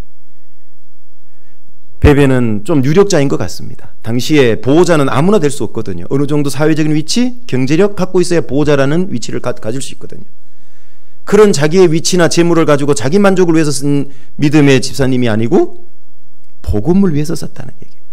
그래서 베베, 빛나는 이름을 가질 수 있었던 겁니다. 초대교회에 복음과 함께 고난받는다는 게 쉬운 일이 아닙니다. 그럼에도 불구하고 기꺼이 그 고난을 함께 받고 통과한 겁니다. 오죽했으면 사도 바울이 로마 성도들에게도 베베에 대해서 칭찬하고 그를 알아주라고, 잘 돌봐주라고, 한 지역계를 넘어서서 세계적으로 유명한 신앙인이 된 거잖아요. 당시에. 우리도 그렇습니다. 무명한 자 같지만 유명한 자입니다. 이 코로나19 고난, 또 이걸로 인한 복음 전하는데 많은 더 어려운 고난들이 있을 수 있습니다. 그럼에도 불구하고 주님 의지해서 꿋꿋하게 신앙생활하면요, 서울 동대문 안에서도 유명한 그리스도인이 될 뿐만 아니라 전 세계적으로 그 정도가 아니라 하나님 앞에 유명한 자가 되는 겁니다. 그래서 우리도 별처럼 빛나는 그런 그리스도인이 될 기회를 사실은 코로나19에 하나님이 주신 겁니다. 이것을 통해서 우리의 신앙이 더 옥석이 가려지고 하나님 앞에 내 신앙의 현주소를 알게 하고 더 열정을 낼 수 있고 복음을 전하는 간절함을 가질 수 있는 기회가 되잖아요. 이걸 우리는 잘 활용하다가 가야 되겠습니다. 기도하겠습니다. 은혜로우신 아버지 하나님, 감사를 드립니다. 오늘 밤중에 노래하게 하시는 하나님이라는 주제로 함께 고난 가운데 역사하시는 하나님을 배우게 하시고 또 알게 하심으로 이 코로나19 또 은혜시대의 이 마지막 때 참으로 신앙 지키기 어려운 이 시기에 이 많은 고난들로부터 잘 이겨낼 수 있게 교훈해 주신 것 감사를 드립니다. 이제 이 어둠의 때가 지나고 나면 잠시 후에 밝은 빛 가운데 주님 앞에 설 때가 있음을 기억하고 우리 모든 믿음의 식구들 이 고난을 잘 이겨낼 수 있게 주님 시마다 때마다 때를 따라 도우시는 은혜로 늘 함께해 주시기를 부탁드립니다. 우리를 사랑하시는 우리 구주 예수님 이름으로 기도드립니다. 아멘. 같이 찬양하시겠습니다.